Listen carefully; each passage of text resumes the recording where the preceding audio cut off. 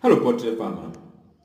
Chicken farming can be easy, but it's not a job for everybody because it takes more passion than work.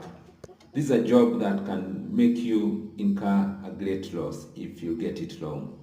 So, this is why I want to tell you things to observe in chicken farming. Always use the correct drinkers. Get drinkers that are easy to clean and drinkers that you can easily detect dirt. Always disinfect them at least once in every week. Use clean water always. And once you detect an infection, be quick to attend to it. Get the correct medication and maintain high level of hygiene. Make sure the chicken coops are not wet because that wetness creates a good environment of germs to breed.